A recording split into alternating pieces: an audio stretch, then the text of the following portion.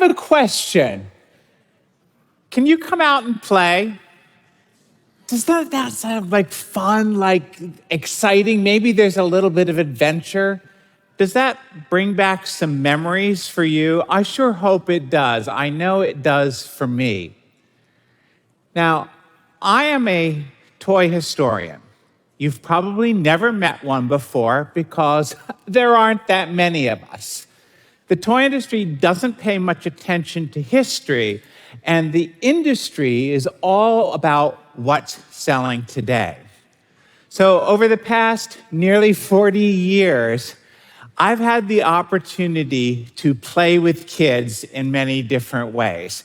And I've learned one thing, that toys don't change. But I love toy history because I think that when we look back, we can see a clear view of our culture and our values at a specific point in time. And it's more than just what was fun, because toys really help prepare kids to enter a culture as adults at a specific time. And it all begins with one question. It starts in the imagination when we say, what if? Right? So I mentioned that the role of play doesn't change. The toys, however, do. Widely popular toys are sometimes the first shared cultural experience many children ever have. And they can become cultural events as well. Think back of the fads of the past decades. We had Rubik's Cube, we had Cabbage Patch, Zuzu Pet's Pet Rock, right? And now we're in the middle of Squishmallows. But I truly think that when we look back at what we loved, we can see the seeds of who we were going to become personally and professionally. Now, I grant you, this is much more an art than a science, but I believe that each of us has an inherent play style that's as unique as our fingerprints. So, very often when I meet somebody, I will ask them, what was your favorite toy as a child? I have heard some of the most amazing answers over time. And I think it's really important that we look at what those are for ourselves, because we grow up and we lose sight of that playful person that was inside us. And I think that person is still there. And when we embrace the sense of play and adventure, we can have joy every day. Now, my favorite toy was Matchbox cars. I loved them. I loved collecting them, playing with them, organizing them, and I especially loved the Models of Yesteryear series because I loved the cars, but I was also fascinated by the history of the people who might have driven them. So there are two characteristics that I can trace back to that. I love order, and I'm fascinated by history. A couple of years ago, I wrote a book about the playwright Terrence McNally. And Terrence had a puppet theater in his garage, and he also loved the TV show Kukla, Fran, and Ollie, where Fran Allison, a human, interacted with Kukla, a clown, and Ollie, a dragon, and they were puppets. And Terrence told me that playing with his puppets and watching that show was some of the best theater training he ever had. Basketball great Sue Byrne told me that she was obsessed with her pogo ball. Now, that came out in 1969, but it would have become a fad mid-'80s, about the time that Sue would have discovered it. The pogo ball was an inflatable ball, and it had a platform around the middle, and you clenched it between your ankles, and you jumped. It wasn't easy, Sue went on to become the winningest player in the WNBA. And I believe that her passion for practice and her dedication to mastery served her well on the playground, right? And translated into her careers at UConn and in the professional world. Three-time Tony-winning costume designer Greg Barnes told me that he loved to play with Barbies. He loved to make clothes for them. But this was in the 1960s when playing with Barbie was taboo for boys.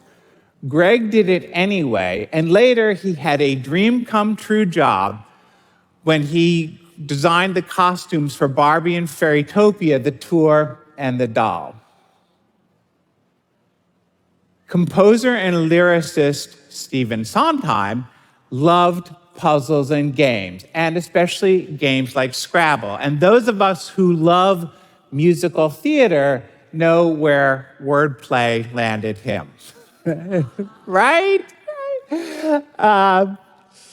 And guess what? This works for us ordinary mortals as well. When you think about the toys that you loved as a child, you didn't think about, why do I love this? You just did, right? Perhaps you watched the TV show Blue's Clues, or you played with your Tonka truck, or you had cuddled up to a Care Bear, or played that iconic game, Hungry, Hungry Hippos. Yeah, I see. I grew up in Delaware, and all the girls in the neighborhood played Barbie. Barbie was from Malibu, California, and Wilmington was about as far away from that as you could get. But in the late 1960s, Barbie play all followed the prescribed cultural path for girls: dating, love, marriage. My nieces and their friends played Barbie very differently. They were inspired by the 1985 commercial, "We Girls Can Do Anything," that encouraged them to imagine themselves as independent and empowered women. And that was just the time that more and more professional women were entering the workforce. Today, Barbie's left the beach behind, sort of. She's now every girl, and Ken's there too. Broad cultural representation is now baked into the brand. And our conversations with Gen Alpha kids and their parents indicate that this is a core value for them in their play. Barbie is still relevant because she reflects the world the players see. And that's really the secret that's kept Barbie so popular for the past 65 years. Her play is grounded in the present while encouraging kids to imagine possibilities for the future. I had another friend who was not so much into Barbie, but she loved her Teenage Mutant Ninja Turtles. She loved being a superhero, and she loved the iconoclastic humor. As a child, she had a serious accident, and the doctor who treated her eased her fears with comedy. That inspired her to go into medicine because he became a superhero to her.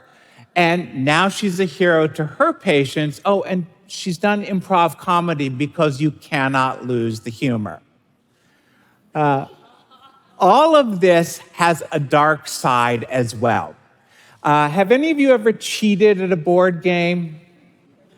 Yeah, right. I've heard the stories. Well, here's the thing about board games. Board games are all about rules and structure and operating within those rules and structure. And it's one of the first times we as kids ever experience a moral compass in the context of our family and our society. So that at least is the way it's supposed to work.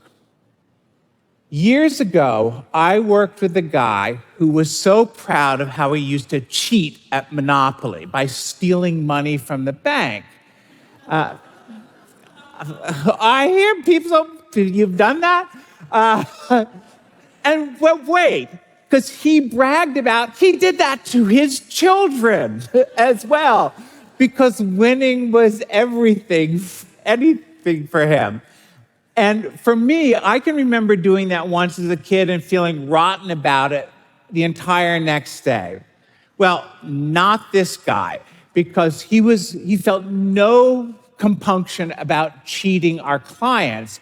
And I think our working relationship collapsed because our play styles were completely different. Now, I'm not saying that if you cheated as a game, you're going to become a crook. But I am saying that our characters are shaped in part by how we internalize our play experiences. So it's never about the piece of plush or the plastic that gives the toy its power. It's the narratives we tell related to that toy in the context of our culture and our experience. That's really how we learn to be ourselves. So take a look back and think about, how you became who you became. The stories, as Pleasant Rowland used to tell me, she founded American Girl, and Pleasant always said, story over stuff. Now, you may have heard of the pioneering educator, Maria Montessori. Maria and her colleagues popularized the idea that play is the work of a child. And the goal of that work is to emerge into society as a completely integrated and participating adult. So once again, look back and think about how much of who you are today began in the playroom. Now, this is not some Calvinist notion of predestination, but I do think it's so much fun to look back for clues as to how we became who we are. And who we might yet be. It's a little like Harry Potter, right? But we're the wizards. We're the wizards, and our powerful spells are the stories that we tell and the actions that we take. We become what we